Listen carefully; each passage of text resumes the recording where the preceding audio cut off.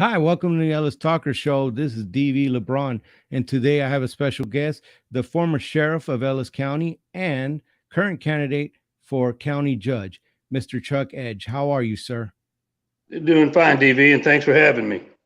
Well, I appreciate you coming on. I like to show the people who want to run their local government, because local government is what matters the most in the lives of the people, especially here in Texas. So I uh I know you were the sheriff and you served in that capacity. So Yes. what makes you want to run for county judge? Well, service has always been in my family. It's the way I've always lived my life, is a life of service. I think I can provide a good alternative. I think I'm prepared for the position with my extensive public service at the city and at the county level. My budgetary experience. I've had many people over the course of the last. It started back in August of 2021. People coming up and want to know if I would consider running for county judge to get back involved in county politics and to get back involved in service in community. I say it along the campaign trail, and it's not just a campaign slogan. Ellis County is the first place I've ever called home. I grew up in a military family. We were always gone. I went to, I don't know how many different schools as a child. And Ellis County, when I got here to be the chief of police in 2007, it just became home. I mean, we've got land here, we've got a ranch here, we've had a business here. I worked here in law enforcement for a long period of time, and it just became home. And people were asking me if I would step back up and get involved. And it's hard to say no when your hometown, the only place you've ever called home, is asking you for help. And you, if you're service oriented like I am, you just step up and do it. I'd kind of jumped the gun, but can you go ahead and introduce yourself to the voters of Ellis County? Because truth be told, there's a lot of people coming to this area. So maybe they may not know you. So can you kind of give them a background and talk about you real quick? Okay. Yeah, my name is Chuck Edge, and been in Ellis County since about 2007. I got here for a job as the chief of police for the city of Waxahachie. Law enforcement has been my career. I did take a civil service leave of absence and go into the military for a while, but law enforcement has been my career. Started in the Baytown Police Department in Baytown, Texas, in 1982. I rose up to the rank of lieutenant, and then was selected to go be the chief of police for the city of Palestine, Texas. Then I was selected to be the chief of Waxahachie, Texas. So like I said, since 1982, I've been involved in law enforcement and serving the community at the city and the county level, with the exception for some time in the military when I was in the United States Army with the 101st Airborne and 1st Armored Division. The military is the family business for us. My dad was in, my older brother was in. They all retired, and my younger brother retired. I just served one tour, but my wife and I and our son own a ranch down here. My wife and I just recently celebrated our 40th wedding anniversary. Wow, you wanted to see if you keep her, huh? Yeah, she's You think she's you're an gonna keep amazing her? lady. I married her before I got into law enforcement, and the fact that we're still married in that profession is a pretty good deal. But we owned a business in town. We owned the gun store, Shooter's Edge. A lot of people say that they're pro Second Amendment. We actually lived it. We owned a gun store in this town, and it's home. It's home for me. It's home for my wife and our son, who's grown. He's got 2 kids of his own and live out here on our ranch in the south end of the county. Wow, that is quite a life of service. Thank you for your service. We owe our freedoms to people like you that decided to put their hand up and go out to war and go out to the military. But you've been here, you've been throughout here, and you've been around, and now you want to serve as county judge. So, what would you do differently if you were county judge, if you're elected? Well, I don't want to run a negative campaign. I haven't yet, but there are some differences between me and the current county judge. If you take a look at the county judge position, it's a voting position. They can make motions, they can second motions, and they can vote.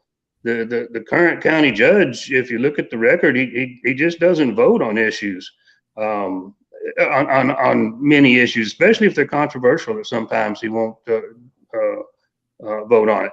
He's not required to, so I mean, it's not, it's not really, running negative. It's just he doesn't, and I will. I'll bring a little bit more transparency. There are, there's been talk of a county commissioners court meetings, at least one of them in the evening time. It hasn't come up for vote during this time.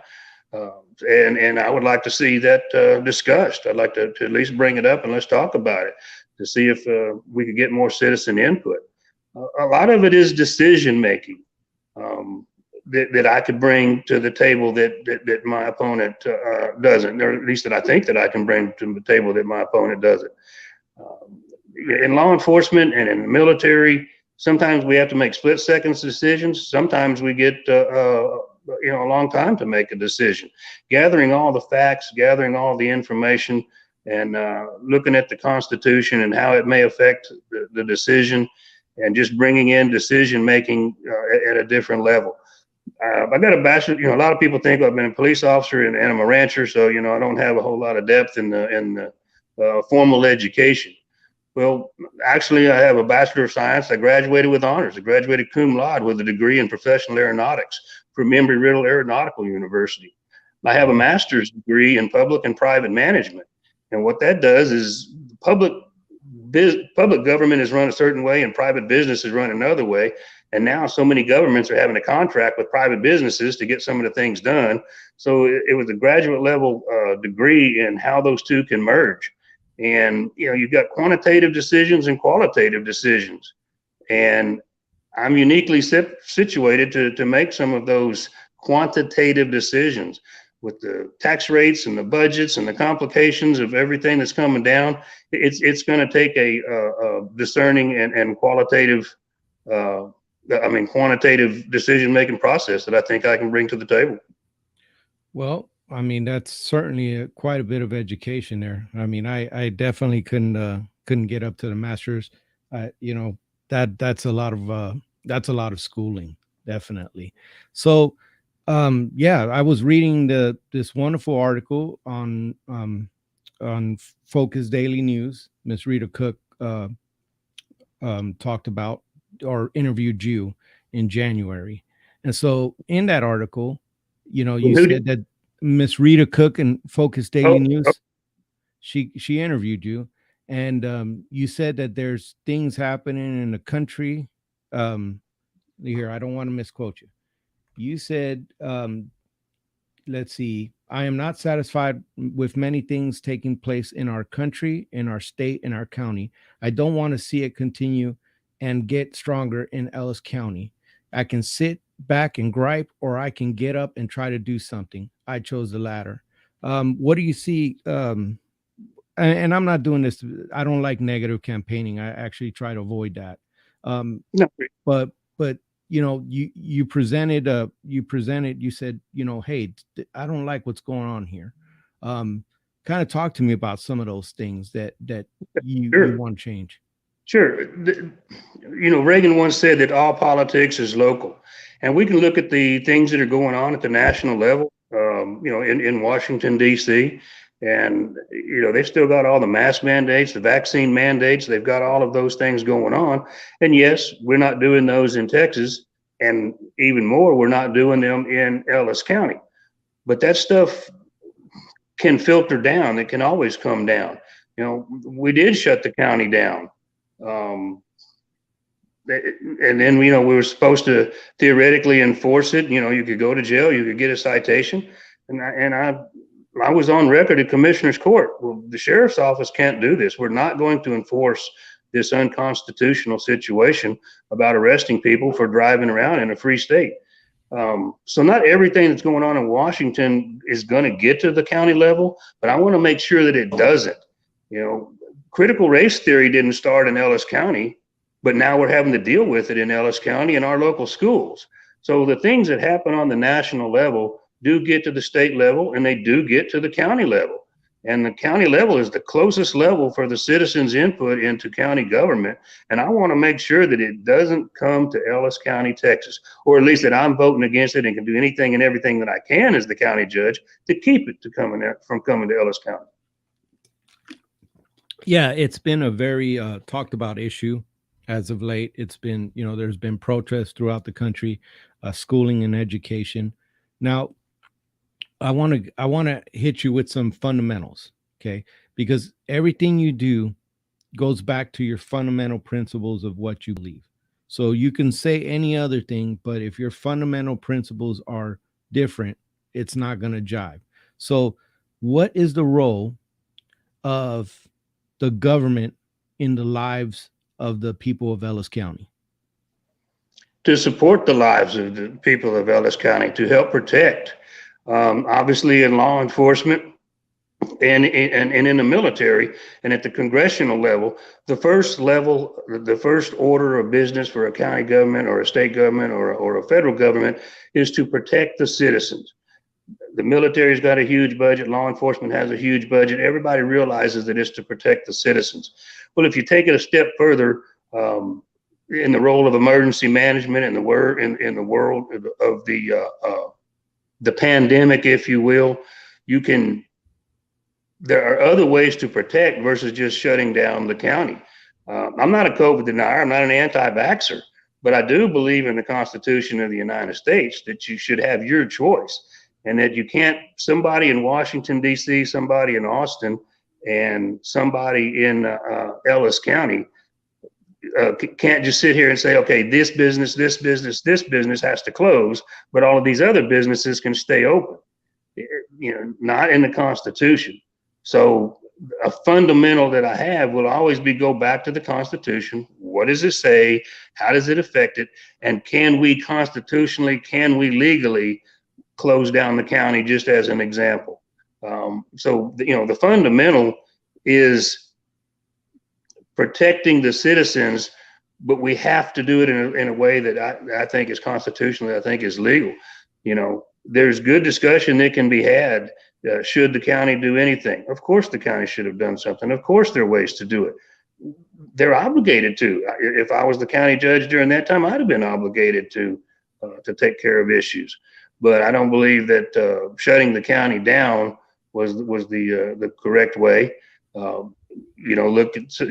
Once we opened up first, we started having the floods of people coming in from Dallas and Tarrant County coming down to Ellis County because they were still closed up there. So it's just a matter of a principle of the Constitution, of individual freedoms, of fighting tyranny. And I'm not saying we had tyrannical activity going on in Ellis County, but the fundamental of supporting the Constitution. I've said my whole career, I have been sworn in, I don't know how many times, to uphold, support, and defend the Constitution of the United States and of this state.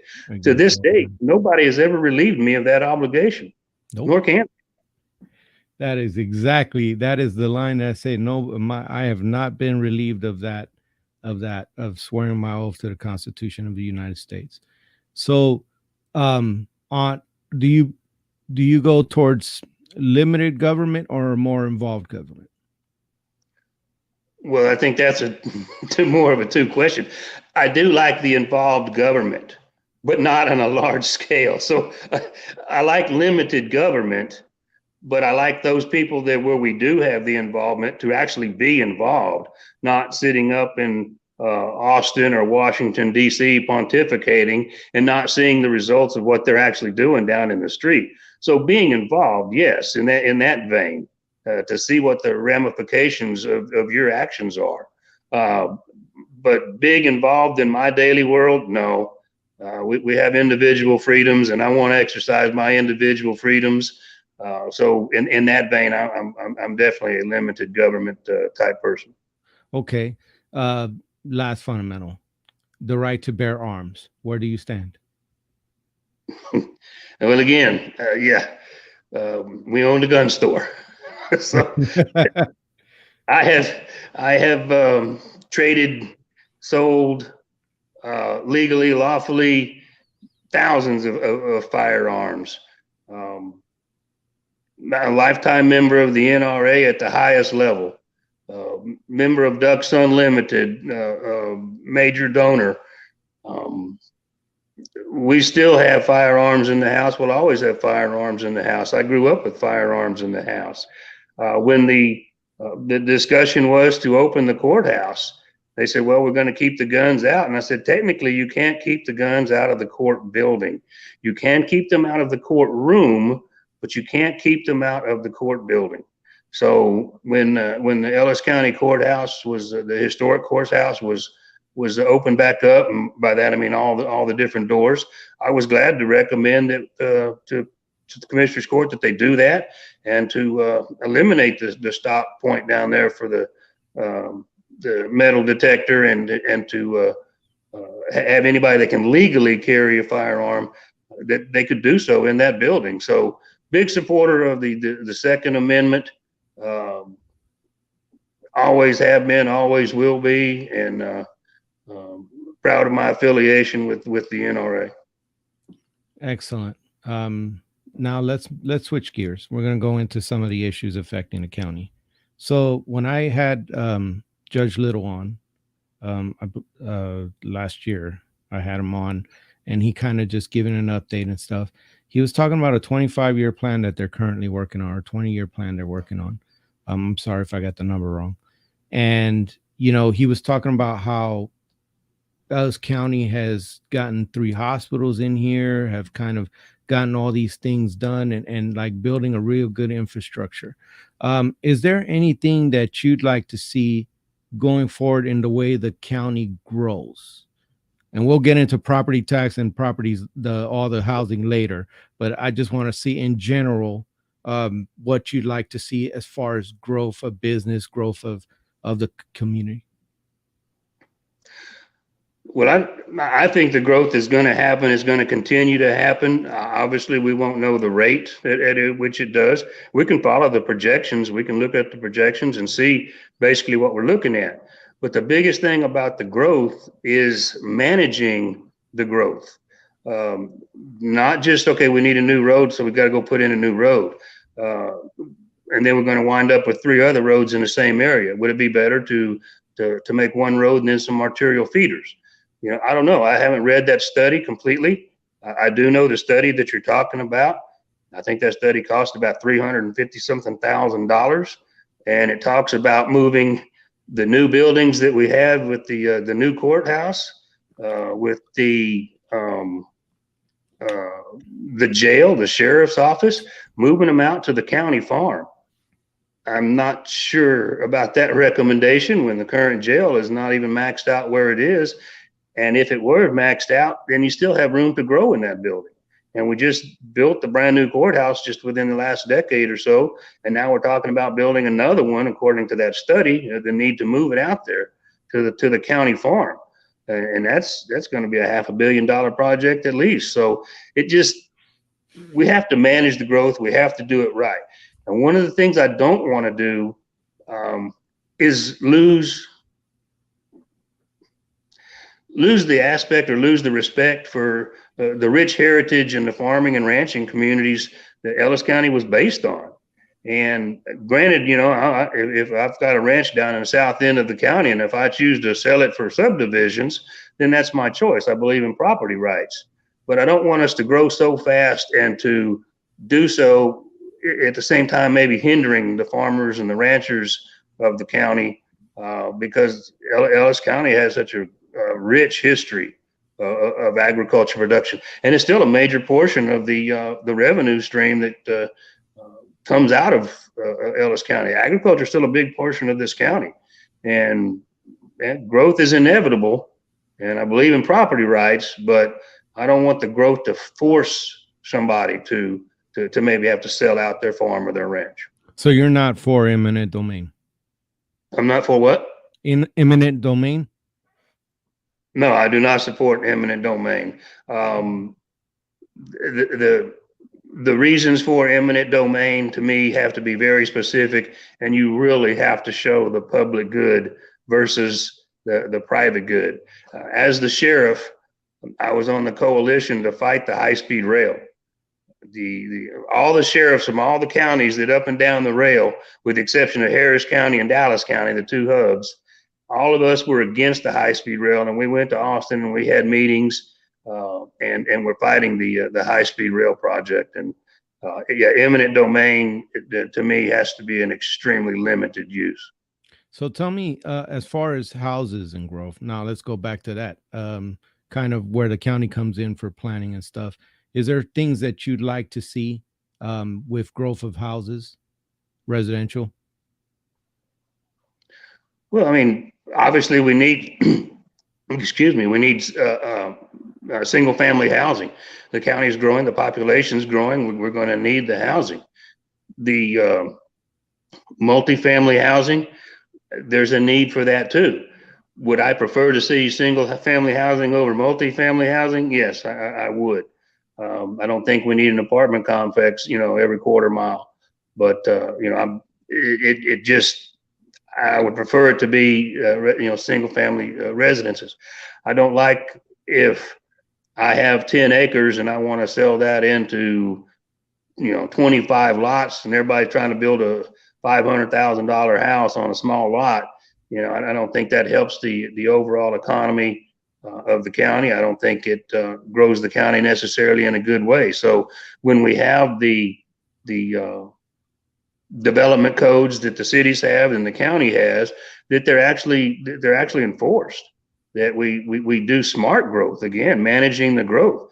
And if we need to look at those ordinances and those policies that we use to do growth and make changes to them, then so be it. Let's do that. Let's be responsible and do it so that the property owner has the right to sell their house for their property for the most money. The developer gets to make money, and we have homes for people to buy them. But I just don't want to see the overall county picture go down by too many houses crammed in on lots that can't sustain them, especially if you're going to be using MUDs or special utility districts. You don't have the sewage, you don't have the water runoff, and now you're having health issues because they're too crowded. So again, it's just managing the growth, being smart about it, and keeping our standards up. Taxes, the county taxes, property taxes are a small part of your tax bill. The schools and cities are higher. But what are your thoughts on the current rate and as far as the budget? Kind of mix it in real quick. What do you think about the current tax rate? What would you like to see? And were there something in the budget items that passed the last time that you'd like to see differently? Well, as far as property taxes, I mean, let's face it, nobody really wants to pay property tax. Not at But all. I mean, currently under the current legislation in Texas, that's how the county is going to get their funding. They don't get the sales tax. And like you said, the majority of the taxes don't go in your county tax bill, don't go into the county itself. It goes into the school districts and to the cities. But the tax rate is only one portion of it. The value of the property is another.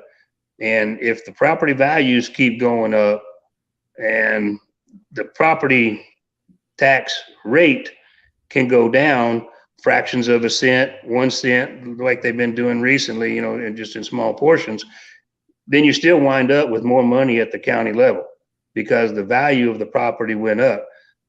I can tell you, owning some acreage down in the south end of the county, even with ag exemption, my tax bill is over $10,000, and it's ag exempt. So it's not so much the rate, it's not so much the portion, it's the value of the land in Ellis County. And I'm not going to get into the state level of no property tax here or that. I mean, that's going to be decided at a different level. I'd love to see no property tax, but I sure would like to see what they're going to replace it with before I say that.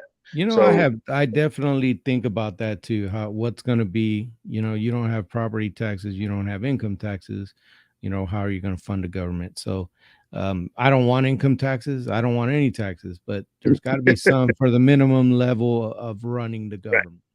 So we discussed housing, growing, and the one thing that, if you could touch on real briefly on the budget, is there anything that you would have liked to seen differently? Well, over the entire budget, I'd like to get into more of how, generally, when we think about the budget, we think about the general fund budget, okay, that operates government. But you have so many different funds at the county level, the road and bridge funds and everything else. And I'm fairly good with the general budget, but I'm not good, or haven't had a lot of experience with the other funds. I've managed big budgets. The sheriff's budget is the largest budget in the county, in the general fund. Very, very used to doing that. And I would like to spend more time in the road and bridge funds and some of those types of things. As far as the general fund, I'm interested in a fund called Fund 140. It's a catch-all fund, and that the judge and the commissioners have, and would like to see if there's some things that can be cleaned up in there. At the sheriff's office, we get the vehicles released to us. Well, the money's not actually in the sheriff's budget. It's in the general fund budget of the Fund 140. So if you see the sheriff getting a whole bunch of new cars, that money wasn't even budgeted in his budget. So maybe there's some transparency issues of just putting it in the particular line item where it ought to go versus in a Fund 140. And there may be a very good reason why the auditor wants to put it in there. And so I'd like to get into the nuts and the bolts and the quantitative figures of why we're doing what we're doing. And let's see if there's a better way to do it. Maybe even get that taxes down a little bit more. Excellent, excellent. It's the people's money. It's got to be managed right. Yes, sir. Speaking of managed right, the Ellis County tax assessor before this current administration had a person indicted for stealing stuff. There was money missing and money that wasn't. It just didn't make it where it was supposed to. So, real briefly, because I'm gonna have you just talk to the people of Ellis County next.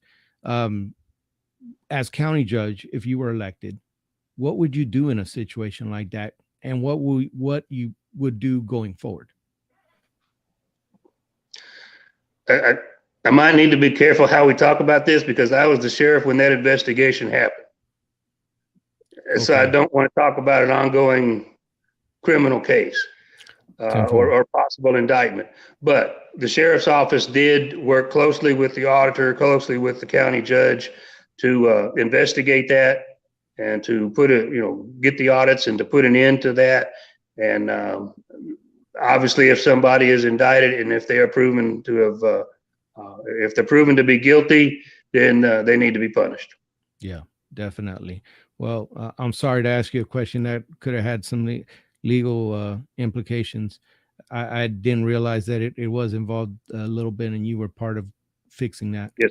Um, so this is the point where you talk to the people of Ellis County. This is, you're giving them your last pitch, and you're telling them why they should vote for Mr. Chuck Edge. So I'm gonna give you the mic and let you talk to them. Okay, thank you. Why I think you ought to vote for Chuck Edge. Chuck Edge, I have a servant's heart. It's always been my desire. It's always been my goal to help people when I can, and I think I still have the ability to do that. I've had a lot of people ask me to run for this office. I have a lot of support in my campaign for this office, and I think I have the ability, with given my unique sets of long experiences in county government and city, mostly in city government, but in county government, and my budgetary experience, my decision-making process. That this is home. This is home for me. And like I said, it's the first time I've ever had any place I called home, and I just want to help out. I want to be involved in the community. We've built a family here. We've got two grandsons now that were they're natives of Ellis County, and our business that we established in Ellis County, and just an opportunity to continue to serve and to help the citizens of Ellis County, my home. Well, that is a noble cause. I definitely think, I thank every candidate that comes on for wanting to serve their community. It takes a lot, and it's a very hard burden, especially since the pay is not so great. So, you do it because you love it. You have to, because, Yeah. you're not getting rich off it, definitely. So, thank you so much for coming on the Ellis Talker and talking to the people of Ellis County, giving me a shot to interview you. That means a lot, sir. And, I wish you best of luck in the race. All right. Well, thank you for having me. Take care, sir.